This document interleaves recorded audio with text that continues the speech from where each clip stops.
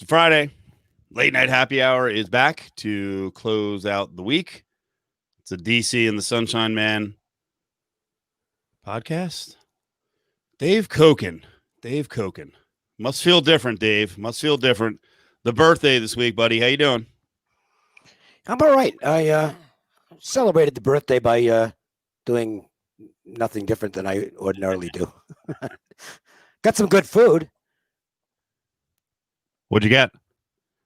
Was recommended a new barbecue place by Marco D'Angelo and Ralph Michaels, two guys who know how to eat. They do know how to eat. Yes, they do. And they recommended, I can't remember the name of it. It's somebody's Texas barbecue on Fort Apache. And I got it delivered, and it was fantastic. The ribs were absolutely great. Everyone watching right now, where's Dave talking about? I think it's pretty new, right? You said it's pretty new. Big B's Texas barbecue or something like that. Okay. But it's on Fort Apache. I know that, and it was really good. And I only had the baby back ribs. I'm told the brisket is sensational, and you can order the brisket either lean or fatty. What? Which is a really nice touch because the fatty's got a little more flavor to it. Toby, where's Big B's exactly on Fort Apache? Dave, do you remember?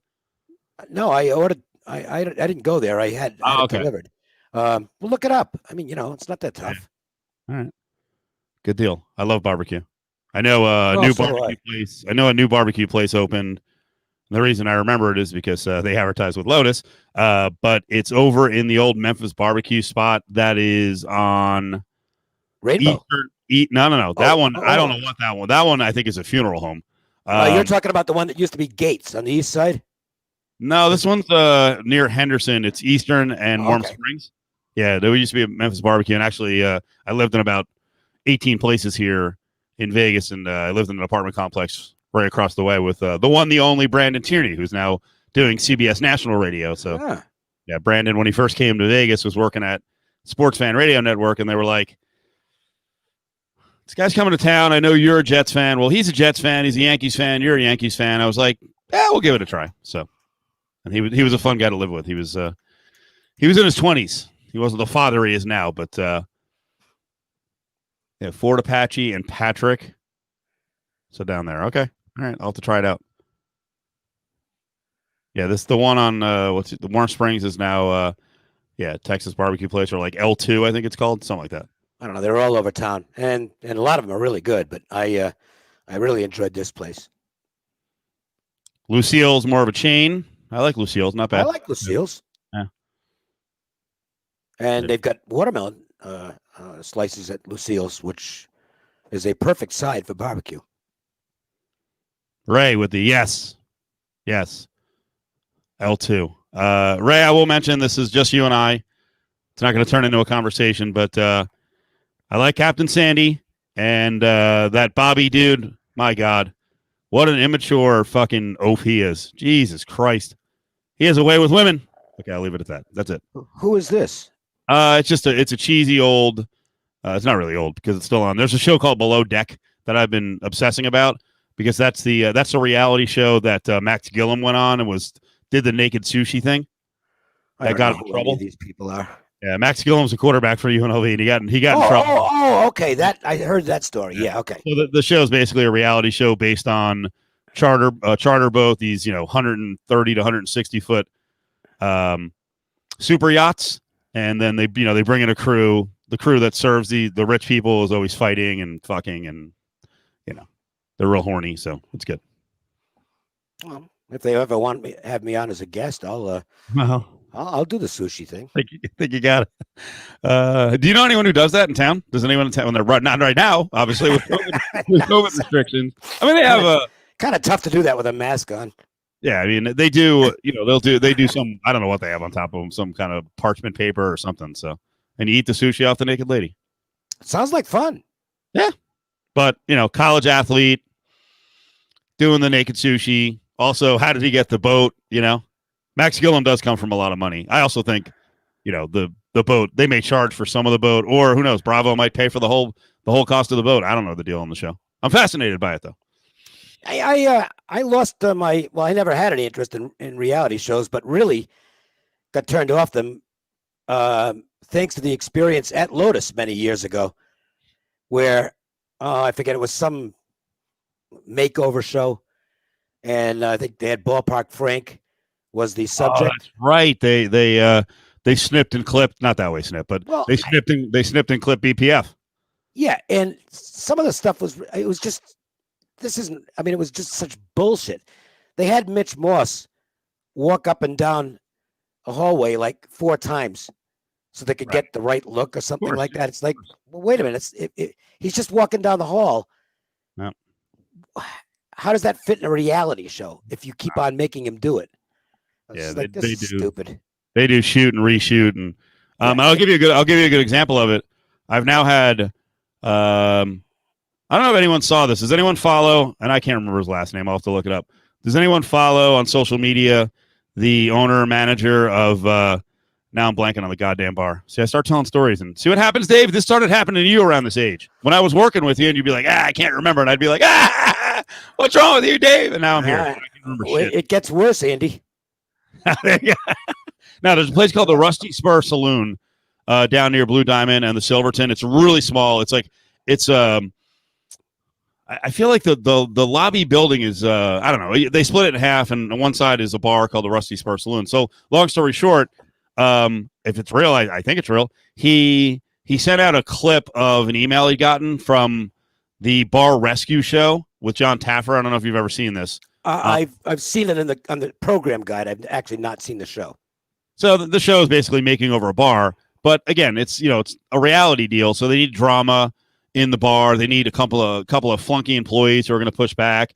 The bar is failing generally. Doesn't always have to be failing, but the bar could be failing. So the owner's got to play a part and just be a complete doofus and dork. And some of them, fight back on Taffer, and then he's like, "You're going to lose your life. You're going to listen to me." He flips out.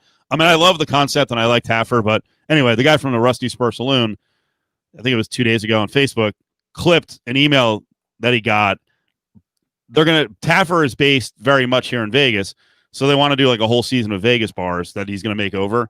And the guy at the Rusty Spur Saloon is like, "I would never do your show. It's fake shit. Don't ask me." And I've heard that from others that they go into bars. It's not him, but they put scouts in the bars and they're like, "Could we have this person fight that person? Is there any beefs already?" Kind of testing the water. So, and he's made over, I don't know, we must have some people in here who watch it. He's made over like probably 8 different Vegas bars to this point. So, when they do Vegas, it's kind of cool to watch. And, I know where that bar is. And, But this is why you should never take overly seriously a person who's on a reality show. Oh, yeah. Dave, I'm not going to get into this again, but because it kind of ruins the facade that is sports radio for the most successful people in sports radio.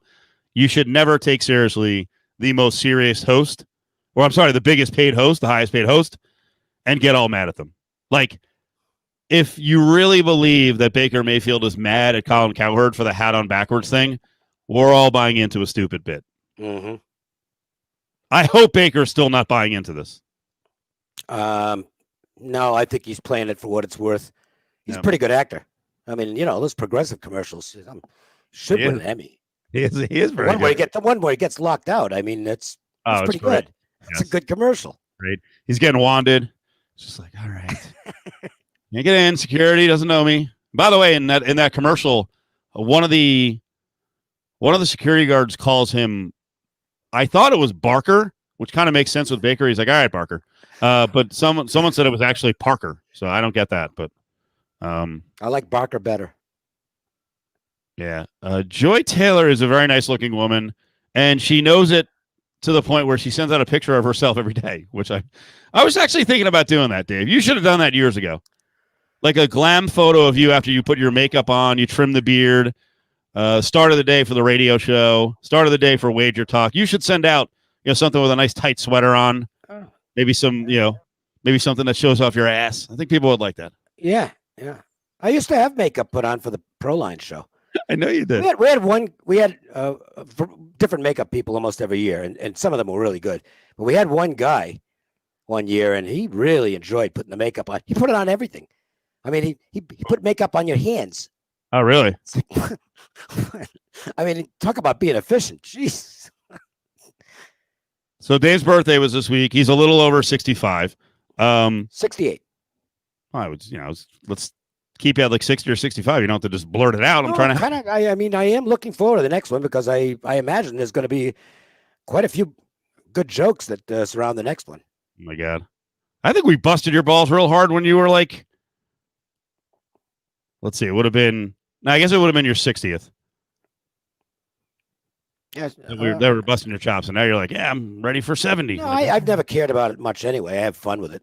I mean, the one good birthday was 50 because they became eligible for AARP and, 10% discount at Bonefish. That's awesome. Yeah, Ray says, way to go, Dave. 69 is the big one. Oh, yeah. Yeah. Everyone. I know how I'd like to celebrate that one, but I don't really know if anybody would be willing to. Right. It's no good if you're by yourself. So might have to get to one of those sushi joints for the 69. Dave, could you even put a number on this one? How many games does Cokin bet in his life? 50,000 or so? That seems high. Yeah, that would be high because I don't bet 1,000 games a year. I don't think I do. I don't know. I've never added them up. What do you think you bet a day? Not money, but how many games? 1.5 a day, 2 a day? Well, let's see. It depends when it is. You bet almost every day. Almost every day, yeah. Like today I had 1. Tomorrow I've got 2. I've already made 3 bets for tomorrow. I'll probably have a couple more. Saturday's busier, so I'll have 5. It probably averages about, 12 to 15 a week, depending on what time of the year it is. Baseball, I don't have that many because baseball is usually 1 or 2 games a day tops. I came up with 40,880, but I calculated it by starting that you bet at 12 on. When did you place your first bet? I still remember my first bet. Yeah. I don't remember the age. It would have been 7 or 8. And I bet $5 on the Providence Reds minus a goal and a half. Not sure of the opponent. It might have been the Quebec Aces. And they lost the game outright, so I lost that bet. I lost $5. I wasn't happy. And I'm still not happy when I lose a bet. But that was a bad bet. That was a bad bet. I was a homer bet. And it actually, even at that age, it taught me it's like, don't bet on the team just because you like them. Yep. One of the first things you need to learn. Oh, it is the first thing. Don't bet with your heart. You have to take that out of the equation completely. If it's that painful for you, then just skip over the games involving your favorite team. Don't get involved in them at all because your analysis isn't going to be accurate. So just be a fan for those games. Look, I know a few, not myself. I don't really care that much, but I know a few Golden Knights fans, and they're bettors, and they just don't get involved in Golden Knights games because they want to go. Well, they want to go to the games when they can actually go, or they got to sit at home, and they don't want to root against the Golden Knights, but they know that they might be making bad bets if they're betting on the Golden Knights just because they like them. So they just stay out of those games, which is actually a good rule of thumb. I wonder when the first bet was ever made in the history of mankind. Brady was joking here. Did Cokin bet David for plus money against Goliath? No, I probably would not have. I would have been on the loser there in all likelihood, depending on the price. I probably wouldn't have bet it. Goliath would have been a huge favorite for obvious reasons. Had tremendous physical advantages. So I doubt that I would have made a bet on that. But fighting and battling one-on-one is actually the purest form of betting, right? I mean, it's the most attractive thing to bet. Yeah, it's part of the reason that I think MMA embraced it from the start. They certainly didn't go against it, and I think it had a lot to do with building the sport. In addition to the fact that they were just, Dana White has been absolutely great at putting together really competitive cards, and that's how you increase the handle. Boxing, I mean, boxing's just never figured it out. And you have fights with 25-1, and they're trying to make believe it's a featured bout. Sorry, if it's 25-1, it's just not. It's not a great fight. Right. You can't pretend that Floyd Mayweather in some of the. And I know it's not a knock on Floyd; he was just too good for his opponents. But you can't say, "Hey, this is a great fight. You got to watch." And he's an enormous favorite with almost no chance of losing. I want to see fights where there's, I mean, even if it's 4-1, all right, there's something could happen here. And you see that all the time on MMA cards. And I'm not an MMA bettor because I don't know the sport well enough to feel comfortable betting on it. But I love watching it because I don't know who's going to win most of the fights. It's exciting. That's what boxing just missed the boat on that so badly and did themselves irreparable harm because while they were having all these shitty fights year after year and not having the best fights, Pacquiao and Mayweather should have taken place 5 years before it did. MMA and UFC slipped right through that wide open door and said, okay, we'll take your fans away. And they did. Well, it was a guerrilla way to, crash down the door, arrive at the party because they were going with sports betting. It was I'll tell you, and I really meant it, one of the most intense rants I've had in Vegas on radio. I'd have to look back at the year, but it was probably going back to like 2006 or 7. And it was I don't even know what fight it was. There was a close decision. It was probably one of De La Hoya's last fights with Arum on board. And Bob just went fucking crazy after the fight and basically alleged that shady things happen in Vegas, and this is what happens when you hold fights in Vegas. And I was like, God damn it, Bob. Why would you do that? It's like you're calling into question the sanctity of wagering. So that's hurting that cause. They're still going to book your fights, but I'm sure they're like, what the fuck? And, then you're calling into question your own sport and legitimacy in your own sport. Like, why would you do that? I don't know. I'm trying to remember the fight. I can't do it. I think it was De La Hoya and Shane Mosley. It was one of the fights. I don't know. I'll look it up, but I like Bob, but sometimes especially when you're doing a rant on like, this is why we shouldn't hold the fights in Vegas. Like, Bob, you are Vegas. Yeah. It's okay to go off on the officials if you think there's a bad score, but but just criticize the official and say he or she is incompetent, and don't throw the whole state under the bus, so to speak, or city. Yeah, so I'm trying to look it up here. Well, and the comment on Holyfield Lewis had some serious shady scoring. Oh yeah, there's no question about that. I will always believe, and I can't prove it, but I will always believe that one of the officials judging that fight was bought. That's my opinion. Was that Melvina Latham? I think that I don't remember her name. I think it was too. But it was the female judge, and it was certainly among the worst scores in the history of boxing. Yeah, I was watching. I think I was upstairs in media seating at the Garden for that one, and I wasn't there. I was out here watching on whatever, closed circuit or TV. Yeah, it was ridiculous. Oh, it was real bad.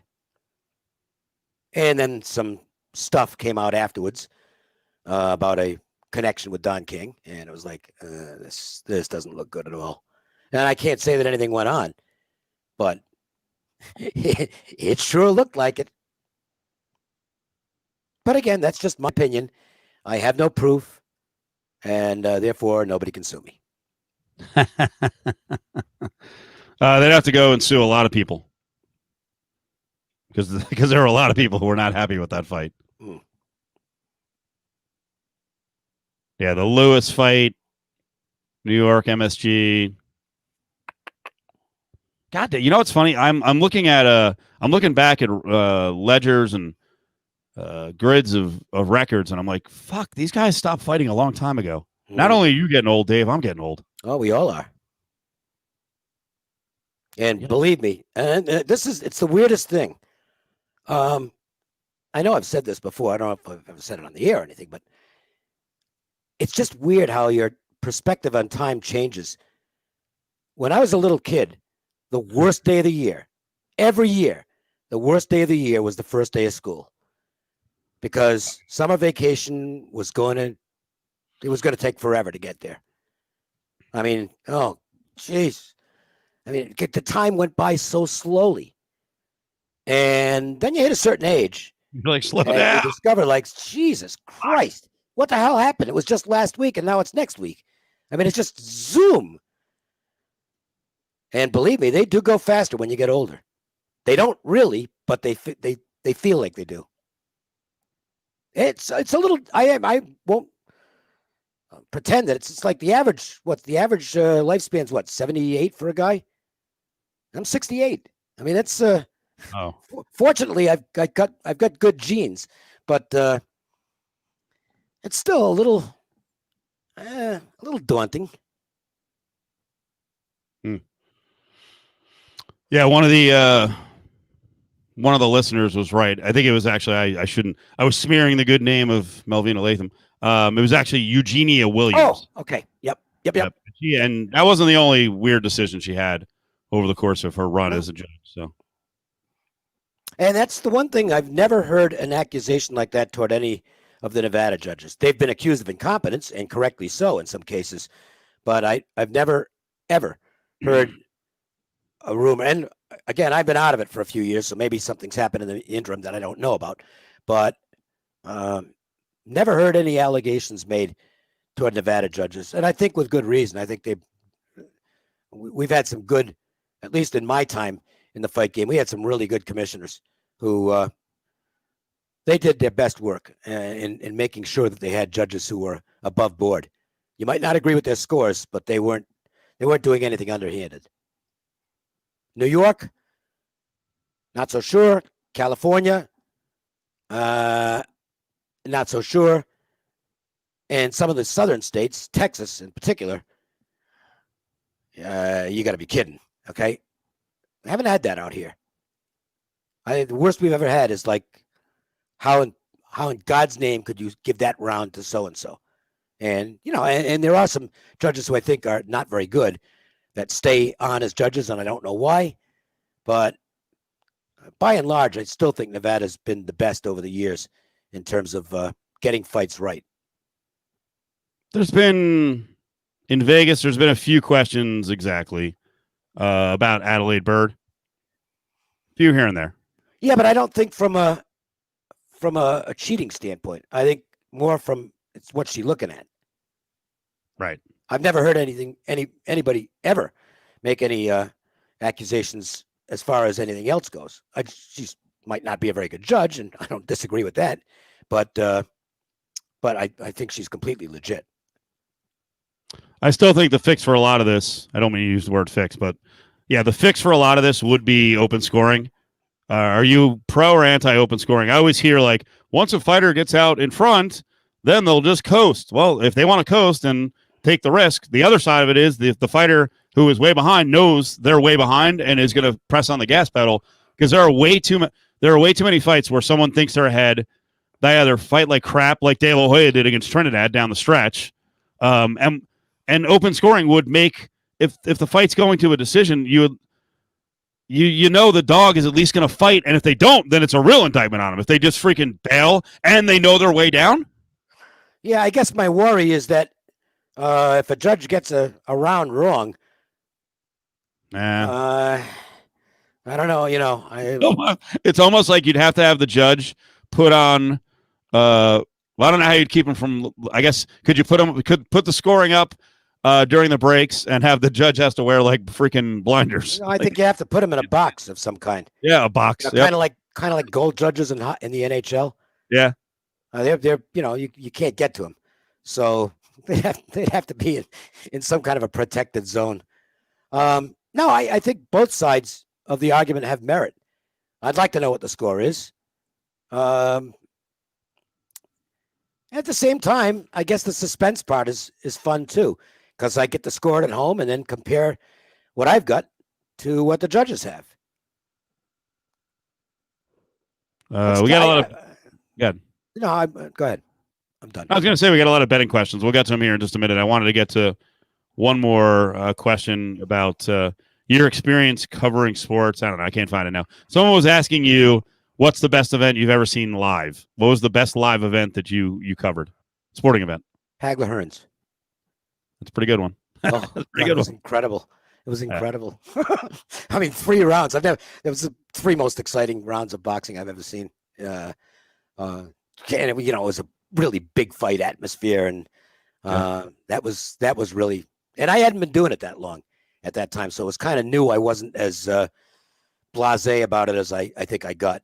So it was like, damn, this is cool being here and getting paid to be here with the best seats in the house.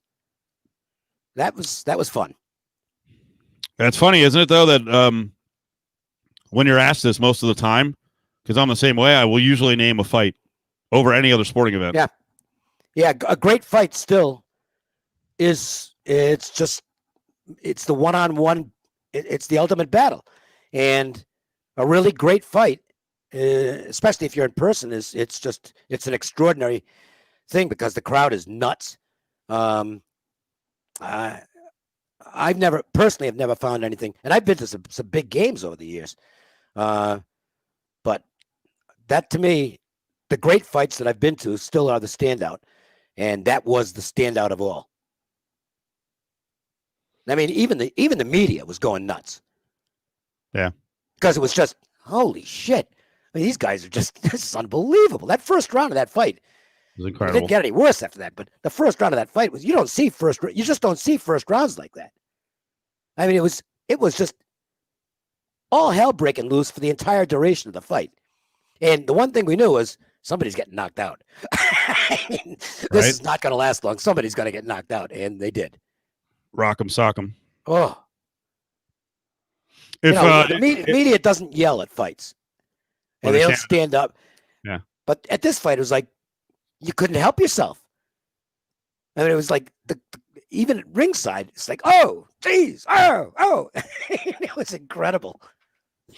Yeah, and this is the thing, from ASU Whiskers, the energy right before a fight, because it's the unknown and someone could leave, on their back. Yeah.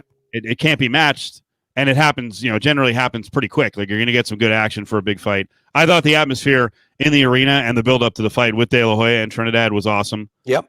You have to remember how good those guys were at the time, and it took a while to make the fight. That was great. And then, for me, there was a UFC fight that it was just the way the fight was set up in the arena. It's going to sound really weird, but Randy Couture came back, after a break because he just kept, he kept getting freaking starched by Chuck Liddell. So he goes up to heavyweight. You're like, heavyweight, and he's going against Tim Sylvia. And, Sylvia's 6'8", 265. He was also not a well-liked guy. The fight was. I remember that.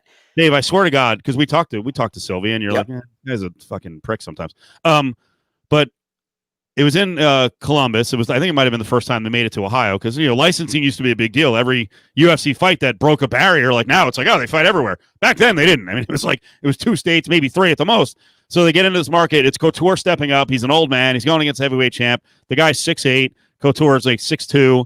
Now I don't even know what the weight was on that night. It was probably freaking 227 versus 265.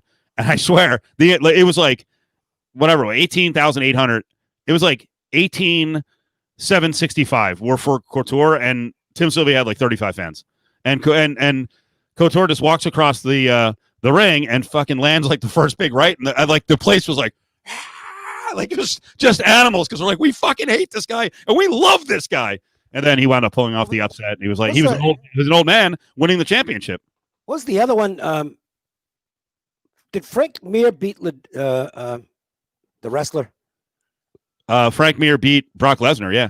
Yeah. That one stuck out for me. The fucking anticipation. Nobody thought he was going to win. No, the anticipation on that one, because like Mir's a big guy. I mean, you've been around Frank Mir. It's like I like Frank. He's a good guy. I liked him. Yeah. He's like 6'3", 250. Like Lesnar gets in, you're like, what is this? He's gigantic. And Mir was actually getting pounded on the ground, and then, hey, dude, it's mixed martial arts. You got to fend off a submission, and he submitted him, and you get to see Lesnar was like, what the hell just happened? And that was another one. Like, the fans were like, you're going to come into our sport, and you think you're going to, roll right away? And he eventually did, but that was a lesson night, and the whole crowd was for Mir, so the place exploded. Yep. No, he was the local guy, too. because Frank lived here and Fight was here. That was at MGM Grand, I believe. I think it was, yeah. Yeah, pretty cool. Pretty cool. All right, let's bang out the football, and then I got a ton of stuff to get to. As we move away from football season, these Friday nights will be more like the old DC and the Sunshine Man, so we're going to kind of bounce all over the place. Is that's a basketball term? Dave's got a. We'll do some college basketball tonight too. Dave's got, as everyone knows, Dave's got a unique personality. He's got a lot of experience just at life. All right, so what do we do with these football games? First of all, you should I even ask about totals, especially since we're gonna have some weather. You just stay away. You don't lean on anyone who's good at totals. No, I don't bet anybody else's stuff except my own, because I'm just an absolute mush. You can give me the best bet in the world, and if I'm not on it myself, you're dead. Okay, yeah. You're dead. Something's going to go wrong, and you're going to lose. So I just don't bet on other people's stuff, and I'm not very good at football totals or basketball totals. I like baseball totals and hockey totals on occasion, but not football. So I don't even look to see what they are. I can't even tell you what the totals are.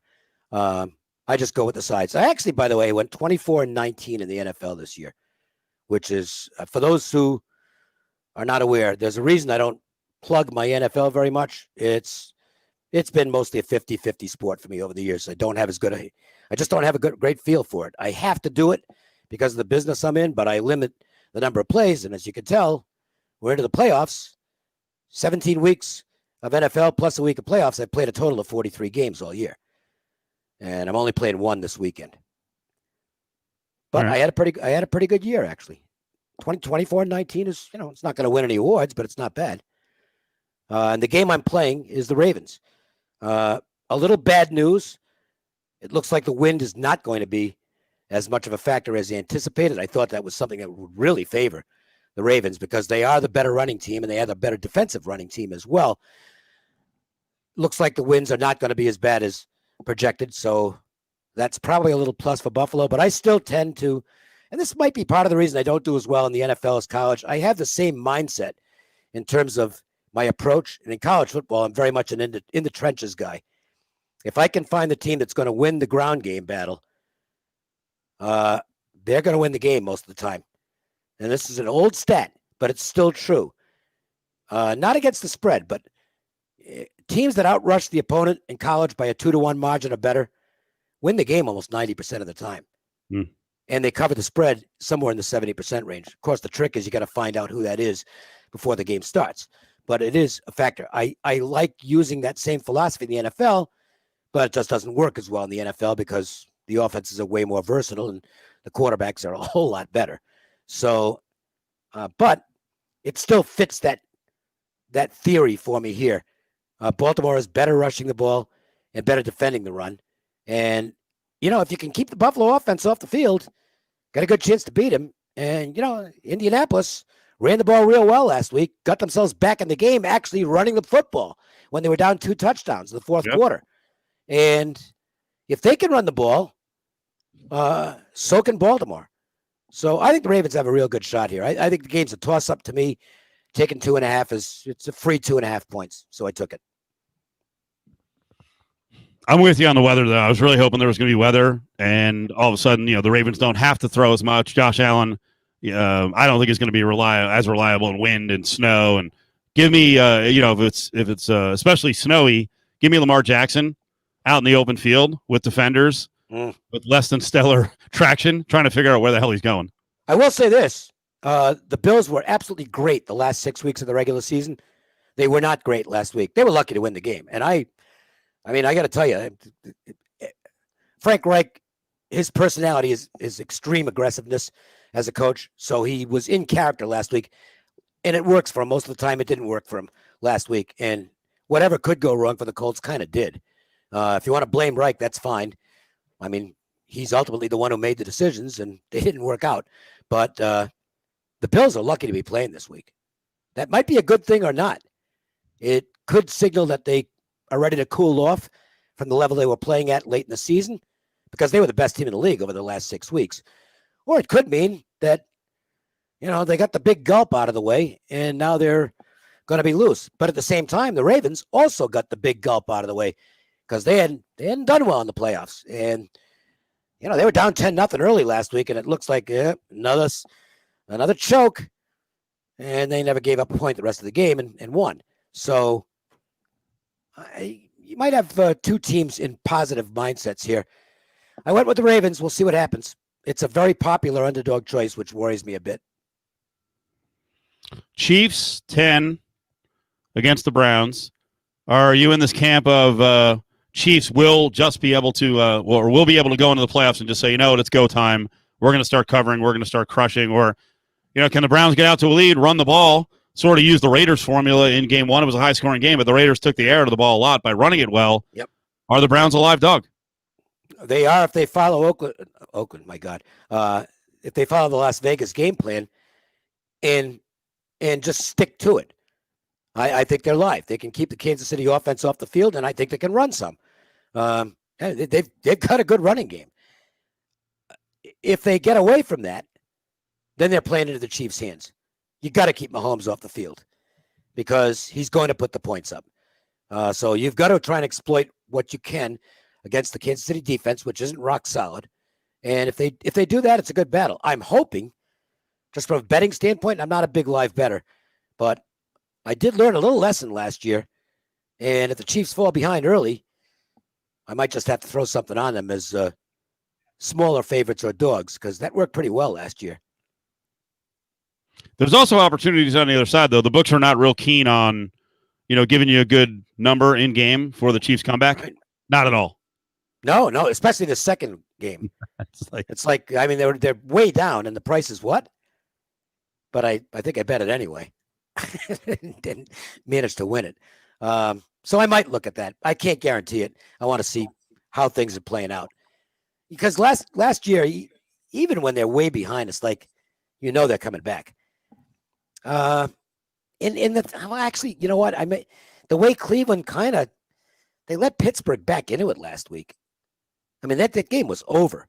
And all of a sudden, it's 11 points with a lot of time left. And they can't do that against this team. Because this isn't, I know Ben Roethlisberger threw for 9 million yards last week, but it was all against zone. But this guy's something different. And Mahomes will torch them if they get as sloppy on defense as they did last week. Ray says they don't give anything till the second half these days on big shocks, and I would say till like late third quarter, it's still the lines are still crap at half, and because that's where people are know what the bettors are going to do. Yep, I'm a sucker. I love betting the comeback, especially with the better team.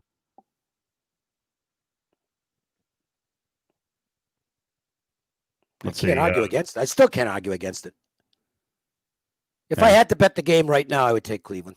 I mean, it's a lot of points. Is this Rams defense good enough to turn this into a rock fight? Keep the game in the teens or the 20s. Yes, if Donald is legitimately okay. And look, Green Bay's missing a key cog on their offensive line. And that does play in here. People don't look at offensive line injuries as much as they should. So, yeah. And McVay is not going to take many chances. He's going to run, a similar game plan to what we saw last week. It was a great game plan. And it worked. And I think they're going to be in this game. That said, I didn't bet it. Because they were a mash unit at the end of the game. And, yeah, Cooper Kupp's going to play.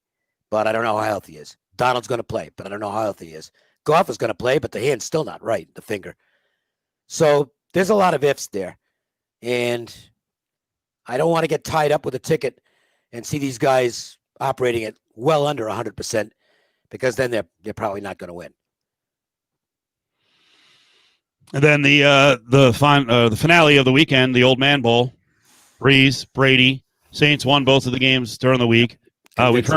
We've heard a ton of people say, beating team 3 times, really hard. All the numbers say, actually, it's not that hard. No, it's not. And this is, I mean, it still comes down to matchups.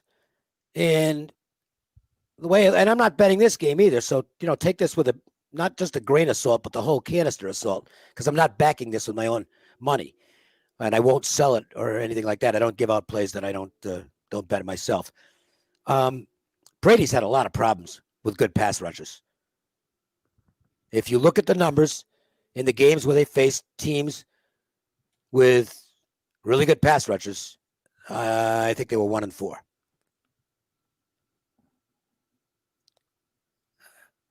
And look, I just can't go against that. I mean, power ratings, the game's about even. So you could make a case there that Tampa plus the points is a value bet. I don't disregard that, but I'm more a matchup guy than anything else in every sport. I'm really relying on matchups, knowing the personnel and especially in football, and making decisions based on that. And I do not see this as a good matchup for the Bucs, and I think that's part of the reason they got absolutely killed in one of the games, and they didn't do very well in the other one either. I think you can make a case that it's going to be more of the same here. I'll call it Saints by a touchdown. Yeah, that's a good comment from Ron. No, I saw the Ron in the middle. No, it's something else. Twitter on the shitter. Yeah. Well, it could be Ron. Yeah, Thomas is a big part of the offense. Bucs O-line did okay last week against a good football team defensive line. Yeah, not bad. I still don't put them in this category, though. I think the Saints' defense is pretty elite. Washington's was very good, though. I had no argument on Washington's defense. That was if they can just get a reasonable offense next year. I don't know if they will or not, but if they can build a little more offense, they'll win that division. You think? I think their defense is that good. Cowboys with Dak back won't be the division favorite? They might be the favorite, but I don't think they'll be the best team. I think Dallas has got a lot of holes. Ezekiel Elliott isn't getting any younger. Okay, he's losing a step. So that's an area of concern. I'm not crazy about the coach, to be honest with you. I know. And I'm definitely not crazy about the GM, who I think I've said this for about 20 years, should just be an owner and leave the football to somebody else because he ain't that good at it. And that's why they haven't won much for a long, long time. The guy fired Jimmy Johnson, for Christ's sakes. He's only one of the best coaches ever. So let's bounce around a little bit. We got a lot of other things this week we want to cover. DC and the Sunshine Man podcast on a Friday. Cokin's here. All right, so give me your take. We hit on this a little bit today on Kyrie Irving and the fine. You think it was deserved? You think Kyrie's a loon? He's going crazy. He's bad for the NBA, or is the NBA overstepping here? No, I think the NBA is a joke. Yeah, I know he's going to lose a couple of game checks because he's in quarantine. But fining him $50,000, I did the math. Guy makes like $470,000 a game. You're fining him $50,000. Either make a statement or don't. Cut the bullshit. Okay, look, the NFL. If you get a PED, you miss a quarter of the season. In baseball, you miss half the season. Half the season. Now, I'll argue that this is worse because it's just so simple. Just don't do dinners without masks and big gatherings. It's not that tough. I mean, look, I love to go out as much as anybody. I really do. I love going out with my friends, having dinners, and just having a good time. It's not a lot of fun being home, and I'm not married, so I got the cat, and that's it. Debbie's in Kentucky, so that's. But it's not that difficult. You just do it, and that's all you put up with it. And meanwhile, this guy says he basically gave the NBA a middle finger and said, "Fuck you, I'm going to do what I want," and host this dinner party. And it's clearly against the rules that are set down. Now, it doesn't matter to me if you are in agreement with the rules or not. In other words, you might be one of those people, for the guys that are out there right now, you might be one of those people who says, it's nothing worse than the flu, and they're making too big a deal about it. That's okay to have that opinion. But the fact is, the NBA set down rules and said, this is what you can do and this is what you can't do. If you're going to have rules, you have to enforce them. sternly. They didn't. A $50,000 fine in the quarantine is a joke. So my suggestion to the NBA is stop being full of shit and just say, we're not going to issue any fines because they're worthless and we know the players are going to do whatever they want and there's nothing we can do about it anyway. The players run the league. I mean, I'm all for what Adam Silver's done as far as the gambling goes and being progressive on that count, but he's got no control over the players and he's not going to get any either. That's an impossible job. The players absolutely run the league in every way, shape, and form, right down to building the rosters that they want to be on. Hello, James Harden. I mean, he basically said, I don't want to be here. Okay, James, we'll take care of you. And they did. Turns a lot of fans off, I can tell you that. You think it's going to work on the floor? I don't know. I'd be lying if I've watched like 5 minutes of NBA this year, and that was because everything else had ended for the night. So I turned on the Warriors for a while. I don't have to follow the league anymore. I don't handicap the league, and I just stopped following it. I'm not much of an NBA fan anymore, which is a shame because I used to love the game. But I don't like the inmates running the asylum, to be honest with you. Whoa, easy, Bob McNair, easy. No, I mean there's certain things that I think the players deserve all the money they get because that's what the market bears. So you'll never hear me saying those guys are overpaid. No, they're not. The NBA owners are still making a fortune. Okay, so they're not overpaid.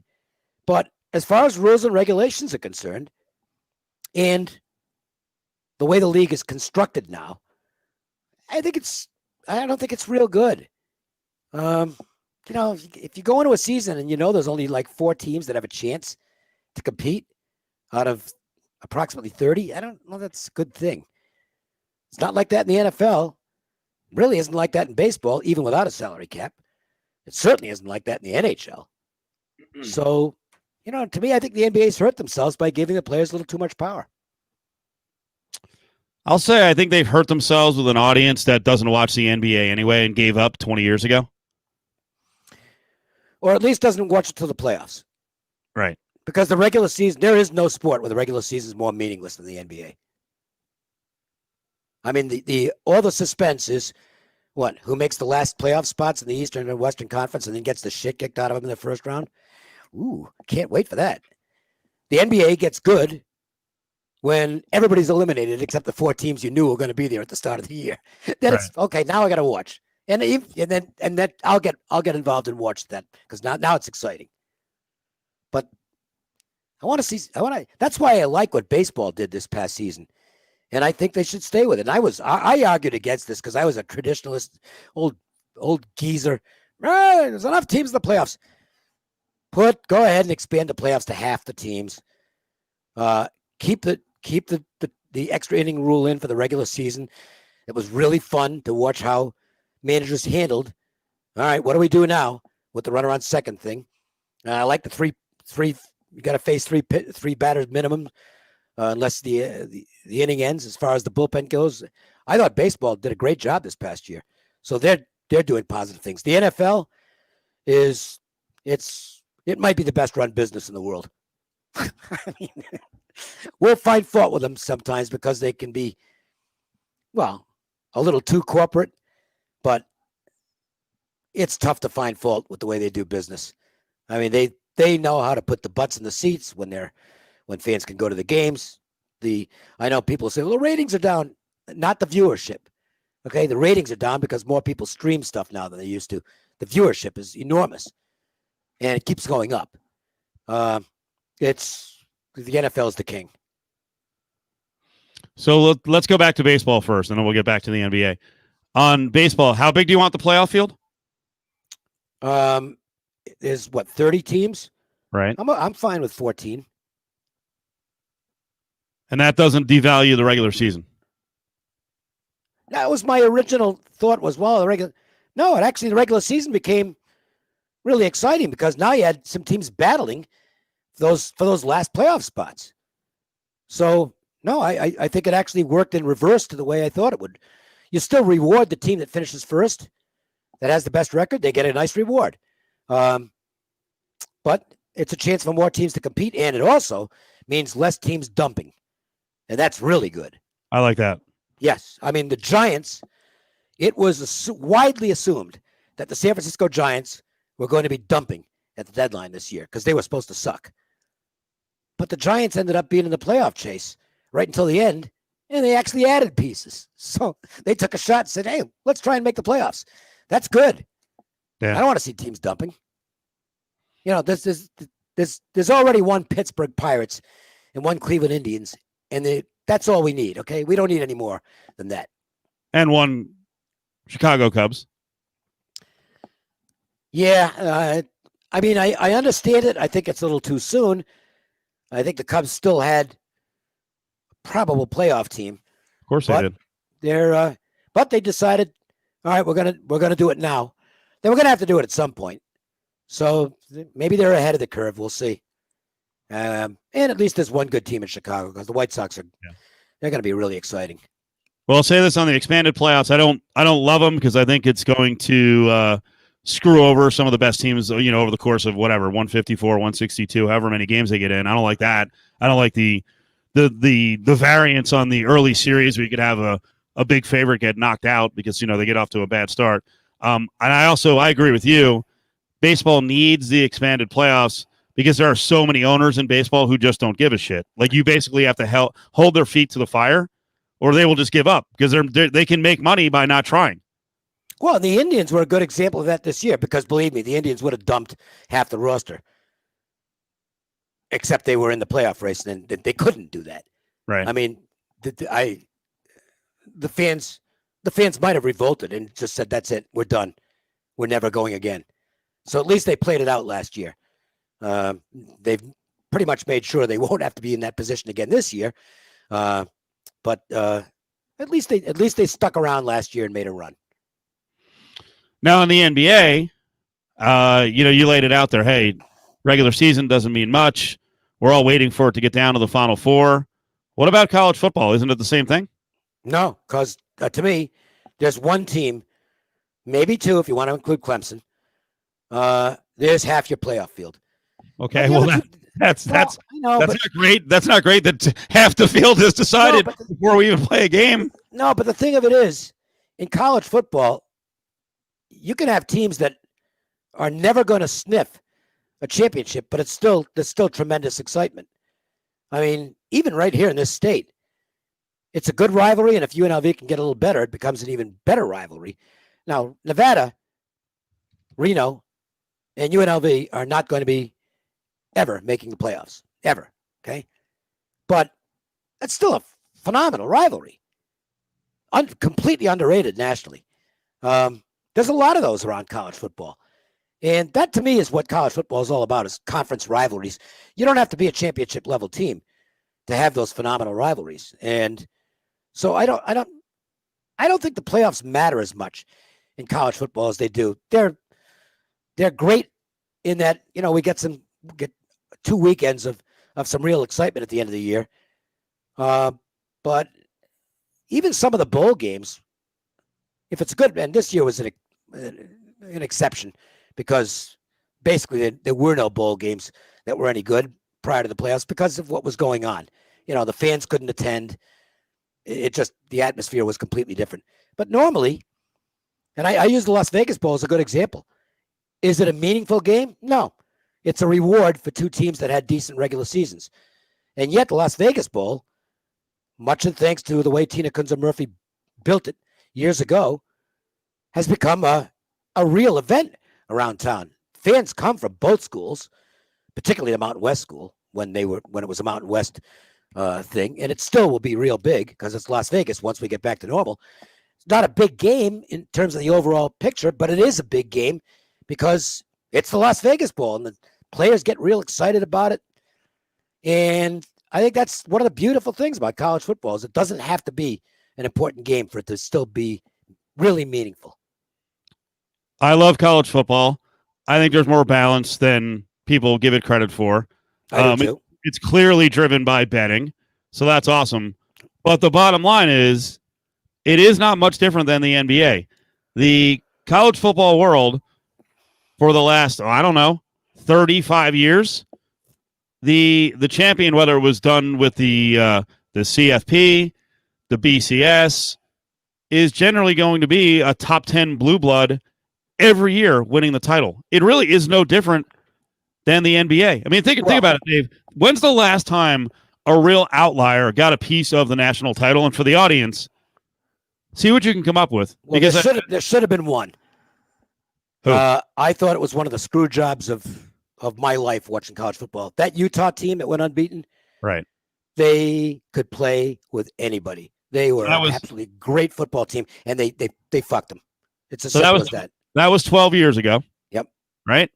Before that, I would say it was 36 years ago. So for everyone who's like, NBA sucks, it's the same teams and players who win it every year, we can come up with basically two outliers that got a piece in the national championship, 2 in 36 years.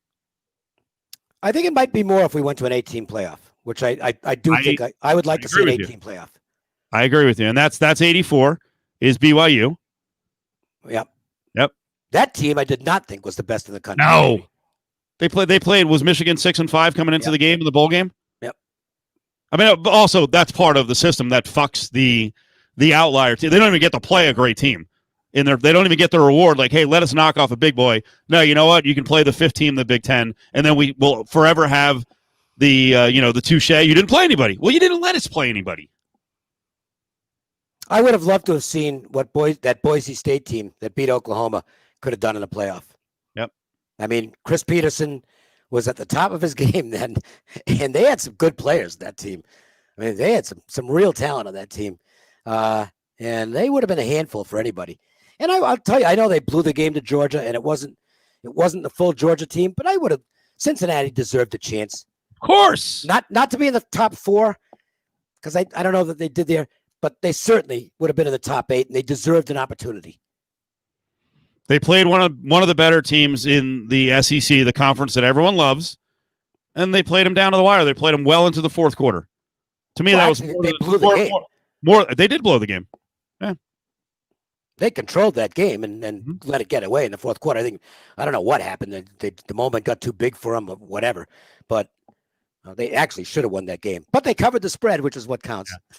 And here's the thing, like when I see everyone start agreeing with Dave that the NBA is predictable, it's the regular season, doesn't matter, we're just waiting for it to get down to the Final Four. You do realize in many pockets of the country, that is the way they look at college football. The West, for the most part, and you can come back with, well, the Pac-12 never makes it. You're right. They're slanted against the Pac-12. They're killing the Pacific time zone in terms of interest at the end of the season. L.A., San Francisco do not give a shit about college football. New York, it's always, I don't know why I'm giving you the finger. New York, that's always been the case. Philly, maybe when Penn State's in it. But you have a lot of the biggest cities, a lot of the biggest population bases in this country who don't care about college football. And then when you see ratings on Monday night and start to plummet, it's like, we've got fatigue. You got to change something up. You got to at least, we know it's not that balanced, but you got to give us at least the appearance of some hope that's a little bit of balance and that group of 5s can get in, that the West can get in. I mean, right now it's their party and people are losing interest in the party. Well, the Pac-12 did something smart this year, even though it was a screwed up season. And they need to stick to this next year. Keep the Friday night game because they get a standalone. And it's Friday night, so they're not up against the NFL or basically anything else. And keep a 9 o'clock starting time on Saturday because that's a national TV game and they'll get a bigger audience for that. You can't have all the teams playing on Saturday night because people on the East Coast are like, I'm not staying up for that. But you get a 9 a.m. West Coast start, noon Eastern time. Marquee game, USC and somebody. You'll get an audience for that game, and you got to build up interest that way. There are some disadvantages to being in the West, so you work around that to as much of an extent as you can. Friday night game, one early game on Saturdays, and if it's a pain in the ass for the fans, too bad. 9 o'clock isn't that early. Okay. It's funny. I was just thinking about. I think my 2 most common, and I'm not going to say go to because I don't want to go to them, but they just send me over the edge. I think in all the years I've done sports talk, my 2 most common topics are college football and the way they do their title, and baseball and the fact that 12 teams at the bottom are basically encouraged not to try. It's both have always driven me fucking nuts. Well, the baseball seems to be if they stick with the 14-team playoff format, they'll have taken care of that. Well, I also only be 3 or 4 teams each year. Dave, they need a salary floor. Oh yeah. Oh, no question. What the Pirates do, it's disgraceful. Or they need to move them. It's terrible for the game. Take the team away. Yeah. You know, if you're getting over $100 million a year from baseball between rev sharing and the TV deal, and the sport is freaking booming. Again, there's a reason they hide the books because they know their great charade would just blow up. Yeah, the Cubs made money last year with no fans showing up. Okay, they still made money. We lost money. You didn't lose. You lost potential revenues. You didn't lose overall money. Right. They didn't make as much as they make in most years. They still made money. And the other is you just can't have Oakland playing in that dump, and you can't have Tampa playing nowhere near Tampa. Really, they're in St. Petersburg. Yep. You got to get them out of there. If they're not going to build them new stadiums, force them to move, because there are locations that are better suited than those two. I would do that before expanding. I'm not particularly in favor of expansion. I would like to see Tampa go to either Charlotte or Montreal, preferably Montreal, and Oakland. I don't know where. I don't think we're not ready to handle them here. I know a lot of fans would say Las Vegas. I'm not sure we're ready for another major league team just this soon. Okay, there's only so many dollars, and what are we going to do? Build another stadium? Can't do it. But there's other locations that they could go to, and tell the Giants. If the Giants say, "Well, I know San Jose is our territory," well, you know what? It's not anymore. Okay. Exactly. That's just the way it goes. That's it. Okay? We're gonna do what's good for the game, and it's not your territory anymore. And the A's are going there. And then you keep the rivalry, and you put them in a much better facility in an area that they'll do way more in terms of attendance, and they'll be able to compete.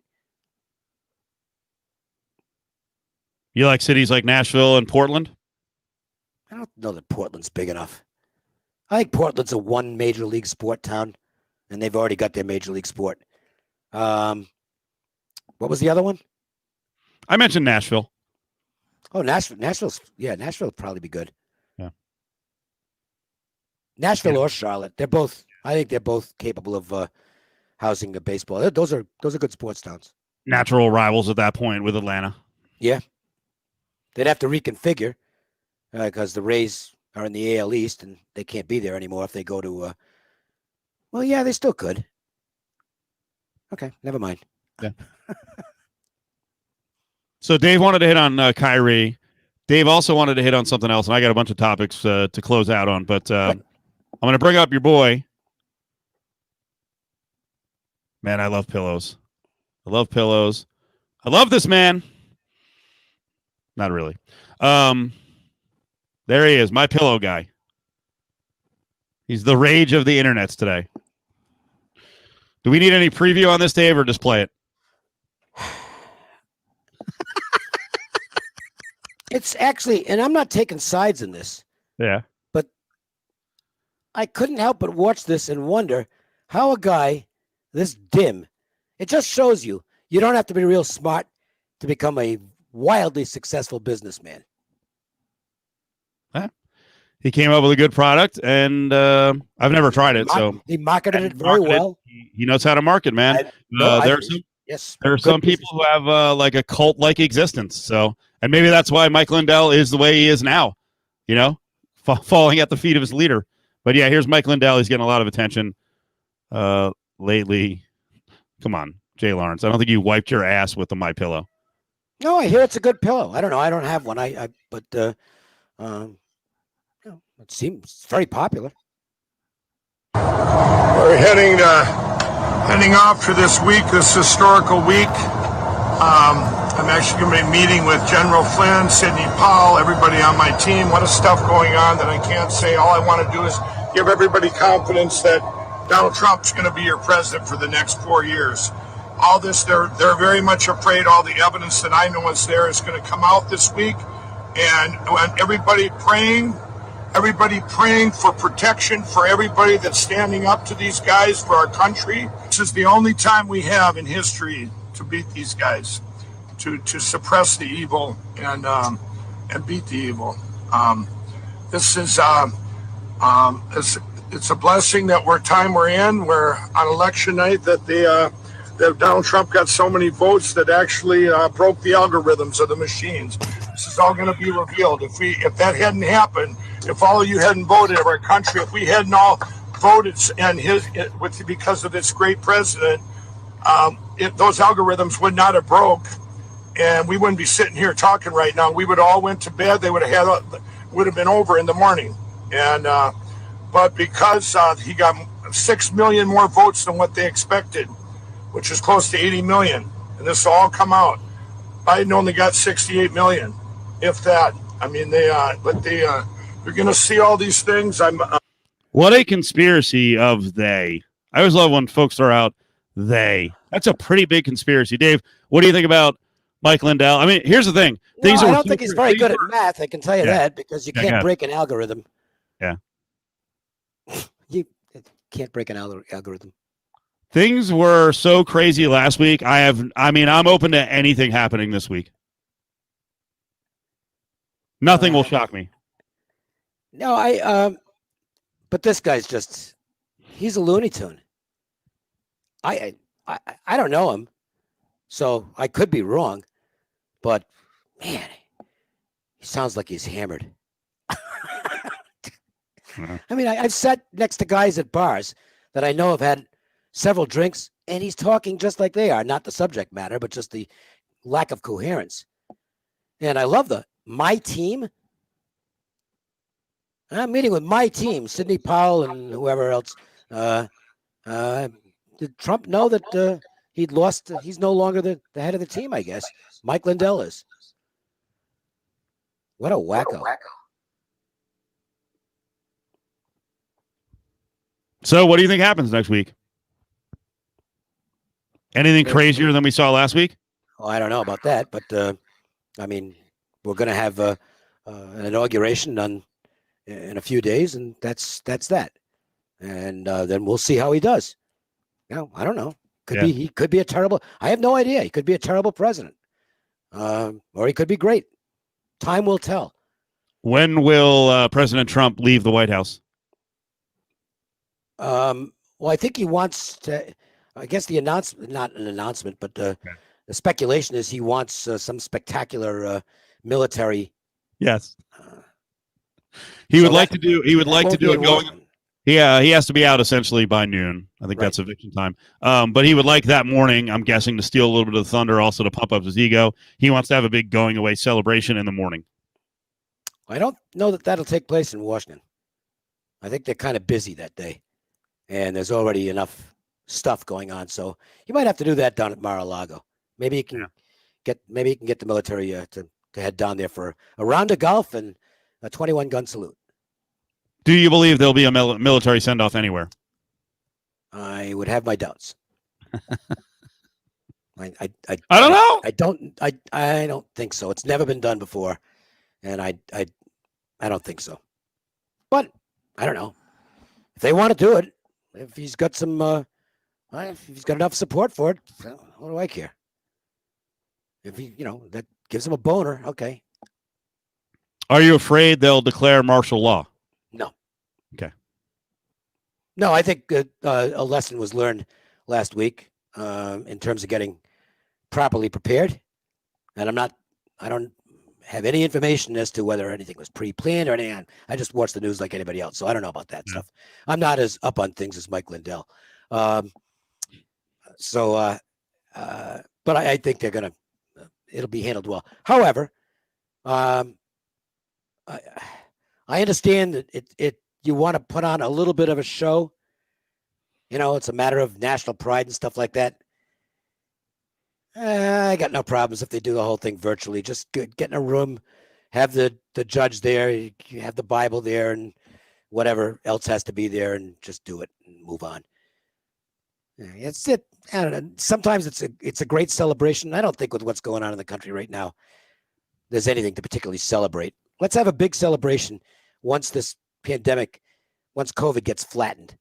And the one thing I will say, and you can dislike or like Joe Biden, but if you still think that he's got dementia, you're an idiot. Okay, his speeches have been really good this past week, and he's got a plan. Now, whether the plan works or not, I don't know, but at least he's got a plan, and we're going to get more inoculations available, and we'll see what happens from there. As for Trump being back in the Oval Office, I wouldn't bet on it, and here's why. Now, I do not think he'll be convicted in the Senate trial, and you need 67 votes to convict him. However, as far as him being able to run for federal office again, simple majority. It's 2 sets of rules. 51. I will guarantee you there's going to be 51. So he will not be, if he's in the Oval Office, it will be as a guest. He will not be running for president again. If they go through with the trial, which they, I believe, will, I believe they will get the simple majority on that count, and they will not get a conviction because if, let me put it this way, and I would bet on this if available. If there's a prop on whether Mitch McConnell, and I know what McConnell's been saying, if there's a prop on whether Mitch McConnell is going to vote convict or not, and no chance he's going to convict. No way. He is, that guy he knows what, he is a great politician. I don't care if you can't stand the guy, I think he's the worst person on earth. He is he's a Hall of Fame politician. He just is. There's just no two ways about it. I'm not a Republican, but boy, I got to tell you, that guy knows how to run things. And he's not going to bury his own party. Okay. No. Which is in effect what he would be doing. He's not going to do it. He is not going to vote to convict Trump. I don't care what the evidence is. He's going to play things along because that's how you do it. If he were to come out right now and say, I don't care, I'm not, it would be, there'd be a tremendous backlash. But he'll play it like, well, Trump was naughty, but I don't think he broke the law, and I'm voting not guilty. And that will work. He is a great politician. This is an interesting statement. Half of the Republicans realize what he fully is. He wouldn't get 50 million next time. I think amongst Republicans, I think that Trump, even 4 years from now, because he's going to get victim status and he'll play it up for a lot of people. I actually think in the Republican base, and this is not total votes if he ran for president, if he was, if he could, I think it's like 60-40, 65-35, still in favor of Trump over any other Republican. It might be 70-30. There's 147 Republicans who basically still think the election was stolen in Congress. That's a lot. No, I know I'm not the first one to express this opinion, but the 2024 Republican nominee is going to be Nikki Haley. Okay. And Trump will be out there supporting her because she has not said, she's pretty smart too. She hasn't, well, you think she knows how to play the political game because she hasn't said anything wildly supportive of him recently, but she also isn't condemning him. So she's not blowing it with the Trump base. And she's going to use that to her advantage. She's knows her stuff as far as politics goes. You think he's going to support anyone? Really? Yeah, because he's not going to be able to run. And he still wants to be center stage. And that way he'll be able to take credit for Nikki Haley if she wins. And if she doesn't win, then it was her fault. Because that's how he plays things. And I honestly do believe she's going to be the candidate in 2024. It makes sense. She's female. They kind of need to get a female way up on the ticket. Yes. They've been a little behind as far as that goes. They lost the suburbs horribly in this last election. That's where they got beat. Okay. They got clobbered in the suburbs. She'll get a lot of those suburban women back. I think she would be, and I'm not a Republican, but if I were advising the Republicans, I would say there's your winner. Get out in front with her. It's not going to be Cruz. Not going to be Rubio, that's for sure. Josh Hawley. Oh my God. Yeah, right. Josh Hawley be lucky to keep his seat. He's a smart guy. I mean, you don't get through Stanford and what was it, Yale or Harvard, without being smart. But he's a goofball. No, I'd bet on that right now. You give me good enough odds on Nikki Haley in 2024, I'll take that future, because I think it's going to be I do think it's going to be a rough go for Biden, even if he does things right. The economy is not going to come back overnight. Even if when we flatten this thing, which I hope we will do in the next 6 months, those of us here in Las Vegas know this better than most places. It takes a while for the economy to come back. I mean, we had a bad recession a little over a decade ago, and this town was not healthy for a few years. So we stopped not building coming back overnight. Seemed like we stopped building all the major projects for 6-7 years. Yep. So I mean, and again, I'm just looking at this from an analytical standpoint. I think Biden's probably going to be a one-term. He's going to be a one-term president anyway, because I don't think he's running for re-election at 82, and I don't think I'd want him running for re-election, to be quite honest, at 82. Nope. And I don't know that the next 4 years are going to be great. Our economy is not good right now. It's not good, and I'm not blaming that on anybody. I mean, the disease, it's just ruined a lot of lives. And I think the Democrats will probably pay for that in some way at the midterms and in 2024. That's strictly not as a fan of either party. That's just looking at it impartially. But the Republicans have to put up a candidate that is going to be viable. And I really think she's going to be. No second term for Biden. Minus 200, or is that too low? No, minus 200. I think it's too low.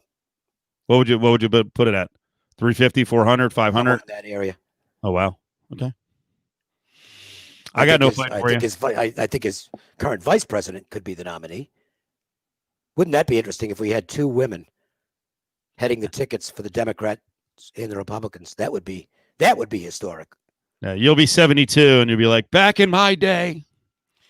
Well, I mean, I hope he's in great health at 82, but that's pretty old. Yep. And we've seen kind of enough of some of these guys who've hung around too long in the Senate or in Congress when they're in their 80s, and it's like, go home, okay? Please go home. Go play golf or go play shuffleboard, but you need to leave. You weren't a fan of Strom Thurmond, even as an old guy? No, I'm not a fan of. Look, I don't think he obviously wasn't full blown Alzheimer's at the time, but Ronald Reagan was pretty dicey in his second term. He just was. Okay, I don't care if you're a Reagan fan or not. His first term, he was sharp. By the back end of his second term, he wasn't running the show anymore. Yep. Because he had no idea what was going on. He legitimately had no idea what was going on. I don't think we can gamble on that anymore. And it's just a fact of life that, look, I have an aunt who's 97, and she is as sharp as a tack. She's the exception to the rule. Yep. Most people aren't when they get to that age. I know I'm not going to be doing what I do now. At 82, I don't think I'll be sharp enough to do it. I'll make too many mistakes. It's just, I figure I've got maybe 10 good years left doing this. And after that, it'll be time to, just do whatever. Hopefully I'll be in good enough health to enjoy myself. At least I'll be okay financially. I'm not worried about that part. But I know there's going to be a time where the brain cells just won't work as well as they used to. You have to accept that. Yep. So I don't think I want. I could be wrong, but I don't think I want an 82-year-old running for president. Ageist. 3. We don't have to close on all 3. I'm going to give you a choice of 3. Maybe we'll get to 2. We can talk about. But I'm making this too easy. We can talk about strippers, bagels, or the Boston Strangler. Oh, I'm intrigued by all 3 because I am actually very well up on the Boston Strangler. It was a story that fascinated me. Let's do Boston Strangler, and the reason I thought about it is I think it's Netflix. The significant other, my girlfriend, and I are watching a new look at the Night Stalker. and she grew up in LA. That was the LA. Yeah. Okay. She grew up in LA. She grew up in the Valley. And as she's watching it, she's like, believe me, like this was real. The fear of Richard Ramirez, like you were afraid because Richard Ramirez was one of the craziest, one of the most random serial killers ever because he had no pattern. He would attack 8-year-olds, 12-year-olds. He either raped or killed 80 and 83-year-olds, men shot in the head. He'd do 2 crimes in a night. Like he would try to sexually assault, potentially murder early in the night. There was an older woman who fought him off. She got raped. No, I'm sorry. Fought him off. She didn't get raped. He killed her, and he's like, I need to get me some. He just moved on an hour and a half later and raped someone, attacking them. Like he was totally unpredictable. So I was thinking back, like in your area, I don't think Providence had a major serial killer. This is kind of a weird fascination. But yeah, Boston's 40 minutes away. So there was a guy more recently, and I have to look up his name. I think he killed 4 people, and then he actually killed someone in prison. But yeah, the Boston Strangler was kind of a crazy one, right? Ramirez killed 14 people. The Boston Strangler killed 13, and that was what, late 60s? Yeah, I will tell you the film, Boston Strangler, with Henry Fonda and Tony Curtis, it'll haunt you. Really? Tony Curtis, I think it's one of the best performances I've ever seen by Tony Curtis. I mean, he was great. Who played Boston Strangler in film? It was Tony Curtis, and Henry Fonda was the cop. It's an incredibly good. It's a great film. I think completely underrated as far as films go because they didn't dress it up at all. And I'm telling you, if you see Tony Curtis in this film, it's like, holy shit, can that guy act? Because you thought he was legitimately Albert DeSalvo. It was amazing. Yeah, this was 1962 to 1964. So you were what, like 10, 11, 12 years old, something like that? Yeah, but it was huge news. I mean, it was. Do you remember it? Sure. At the time, you do. Okay. Sure. I mean, it was some scary shit. Because this didn't happen in it didn't take a whole bunch of years. Wow. This was happening a lot. Yeah, and the 70s. The 70s were really the era where serial killers just exploded, or at least recognition that there were serial killers. So this was a complete outlier in the early 60s. Yeah. I mean, it wasn't because there were serial killers before that, but we never found out about them. Yep. I mean, we know that, but this was one where, what's happening here? It's the same pattern, and these women are all getting strangled, and it's pretty much the same way all the time. So it was clearly somebody, one guy, and how they tracked him down was just was crazy. Because you didn't have the forensics back then that we have now. They got lucky. They got lucky in finding him. I would heartily recommend finding the film and watching it. It's not pleasant. You will not enjoy the movie. It's not meant to be enjoyed. Well, what about bagels? What about bagels? What? Oh, we were talking about bagels today. Today was actually National Bagel Day. Oh, I missed it. We were talking about bagels out here versus bagels in the Northeast, and I wonder if people who are from the West just get pissed off at people from the Northeast, like Boston, New York, and Philly, when you always hear like you can't get a good bagel out this way, and it's the water, however you pronounce water. No, in Philly. that used to be true. Okay, but the better places now, it's like with pizza. When I moved out here, there was no good pizza in the city. It was all fucking horrible. Yeah. But now, the better pizza restaurants, and there's lots of good pizza restaurants around now, and the reason there is because they've all put in some cases, very elaborate filter systems. I know Dom DeMarco's. They've got like this. I mean, it's just this incredible filter. It must have cost them a fortune. Yeah. But it works, and the pizza's delicious. It's terrific. So that has changed, and I think the bagels here now, I think they're just good bagels like any place else, as long as they don't overburn it in the toaster. Yeah. It's like I didn't say charcoal broil it. Right. Just toast it. And the reason we got into it today, Danielle McCartan, who does overnights on FAN on the weekends, we have her on the show once a week to give us a little update, talk some New York sports. Well, she had sent me 3 bagels from some North Jersey bagel joint, but when she sent them in a box and in the original paper bag. So they were hard as a rock. Yeah, I got them. I was like, I really want these. So I basically had to do like a whole formula where I've got a hot dog steamer. So I had to steam them first, then cut them in half, then toast them back to try to, take some of the moisture out. It worked. It was arduous, but it worked. I probably would have taken them outside and gotten a street hockey game going. You could kill a bird with one of these things, or you could give it to your cat to chew on. The cat's teeth would fall out. That wasn't a very good idea. Sending food cross country, I don't know. Oh, you gotta. I've had offers to. Do you want some steamers sent across? No. Oh, steamers. By the time they get here, I mean, I'd love some real steamers, but you're also going to send the broth, because without the broth, they're not real steamers. Yeah. We do not have real steam. If you order steamers in a restaurant out here, be aware you're not getting real steamers. Okay. What are steamers? Okay. What are steamers? Okay. You gotta peel them. You got the whole neck on them and the belly, and then you clean them off in the broth, dip them in the butter, and pop them in your mouth. And they come in. You got to break open the shell too. It's cracked open, but you still have to open it. And occasionally you're going to get sand in your teeth. And that actually turns out to be a great thing, because most women, I don't know why, and this is sexist, but most women, they will stop eating the steamers once they get sand in their teeth. So it's like, okay, I'll finish yours. I'll have all yours. Let's get some steamers together. You're going to have 1.5 parts of the meal. That's funny. Steamers and clam cakes. Oh, God, I miss them. What are clam cakes? That's just what they are. Clam cakes. Stuffies. Oh, God, they're good. I love Dave. Oh. Dave speaking the foreign language of some of the New England terms with the stuffies. Yeah.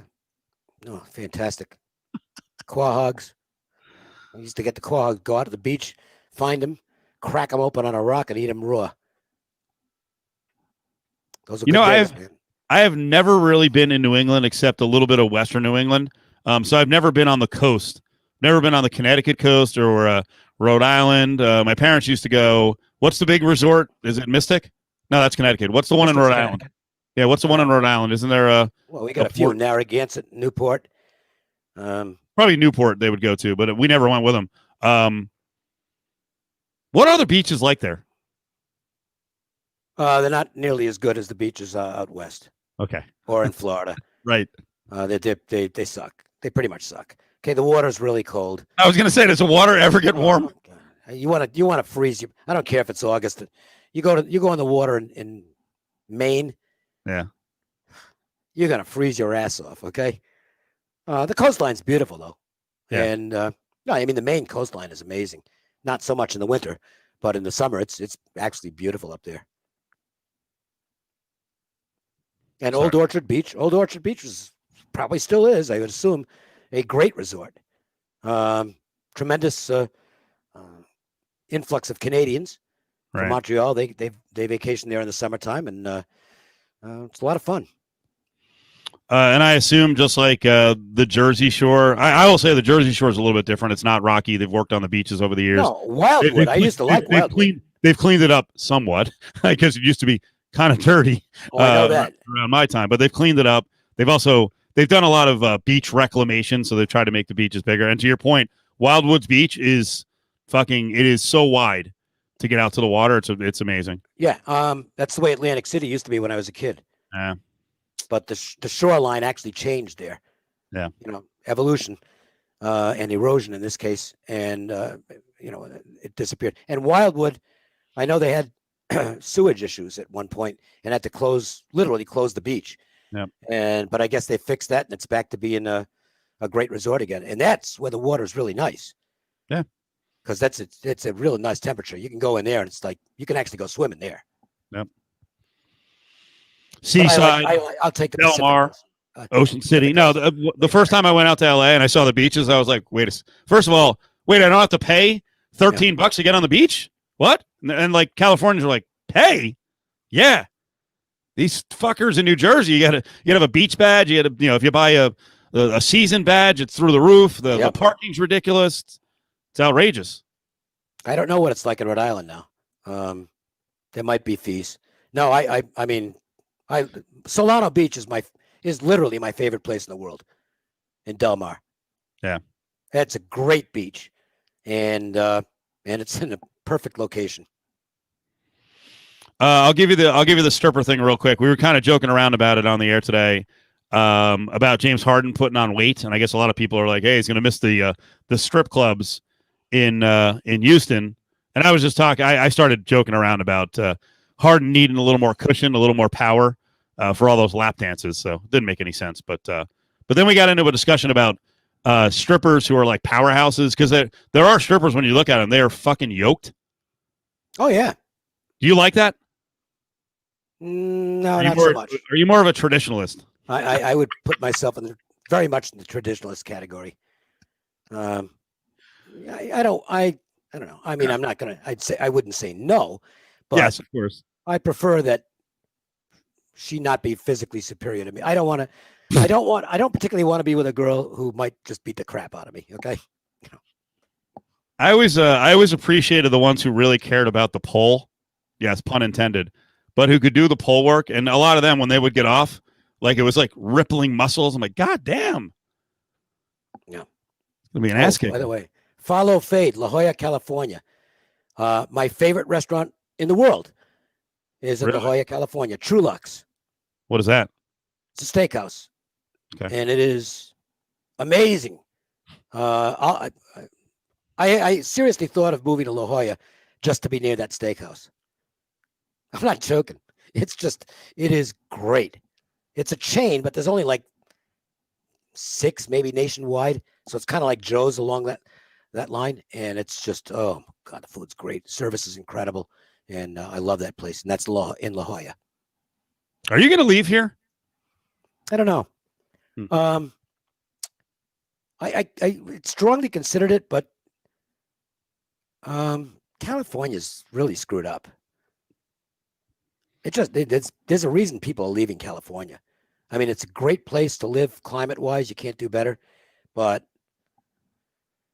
this is for those of you who, he's a liberal. They've kind of screwed things up in California. They need to get a little more, maybe in the middle. That's where I am politically. I'm a moderate, always have been. Maybe a slight lean left on social issues, but California's. I'm not gonna say it's a shithole. It's not, but it's not what it used to be, and they need to take a look at some of their policies. And by the way, Bill Maher, who is a Californian, went off on them tonight. Really? And I could not have disagreed with him on a single point he made. So watch real time, and you'll see the bleeding heart liberal Bill Maher, who's not really a bleeding heart liberal. He basically trashed where he lives. I will probably be visiting more than than thinking of moving there. Besides which, I might have to keep working for another 20 years if I to pay the property taxes out there. My God, yeah, it's ridiculous. It is ridiculous. Last minute here. Do you have a college basketball special tomorrow? Anything you like a lot? I played a couple of games already. I took Auburn with Cooper on the floor now.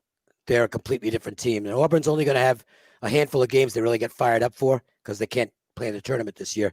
This will be one of them because they're playing Kentucky. So I think you'll get a top effort there. And I know it's like 16, but I mean, Gonzaga's going to kill St. Mary's. This will be a game they take seriously. And nobody in the West Coast can compete with them when they're serious. And it's also a bad matchup because St. Mary's has to play slow because they can't shoot. And this is not one of Coach Randy Bennett's better teams. Try playing slow against Gonzaga. Yep. Not going to be able to do it. Kuzi might be the only guy who could make the Gonzaga roster. So I think Gonzaga kills him. And I'm not a big advocate of laying 16 on the road, but I think I might do it here. Best team in the country right now, is it Gonzaga or Baylor? It's Gonzaga. If they stay healthy, I think they win it all. But Baylor's really good, and I got to tell you, Michigan's getting really interesting. Yep. They're good, and they got the best recruiting class in the country coming in. So maybe Michigan's been known as a football school, but they've had some great basketball programs over the years, and it looks like they've got another one. Juwan Howard's getting it done there. Did you consider UNLV 10.5, 11 against New Mexico? No, I didn't even look at the game. Lobos finally won, so they'll feel better about themselves, but they've had a horrible season, and I'm not really interested in laying doubles with the Rebels. Yeah. I'll be doing the game tomorrow, sidelines on radio. Based on what we've seen so far, and it's a limited look at both teams, I'd be disappointed if UNLV doesn't cover pretty easily and win the game by 15, 18. They've got to start moving forward. They play a little bit of defense. They can be a great offensive team, so they should handle New Mexico. And if it's a tight game, not good, because New Mexico, what New Mexico has dealt with, we talked to Jeff Grammer today from the Albuquerque Journal. I mean, it's incredible, both football and now basketball, how they're having to try to get through a season. That's got to take a toll on them. UNLV's getting a little more normalcy now back from COVID, so they got to win this game, and they got to get some confidence by really whipping the Lobos. I don't think a program in the country has had more adversity than New Mexico has had. Ridiculous. Wow. They are, Dave, they're prepping for the game right now at Dixie State. So they needed a game. Dixie State didn't pay for them to go there. What they agreed to was just let us stay around for a week and use your facility. Seriously. Because they've had to bounce around so much. They're like, please give us a home so we can prep for this UNLV series. All their suitcases have like a lot of those stamps on them now for places they've been. Right. But none of them in New Mexico. Man, I can't imagine. It's been awful. And I mean, I thought the football team actually did remarkably well, all things considered. All right, Dave.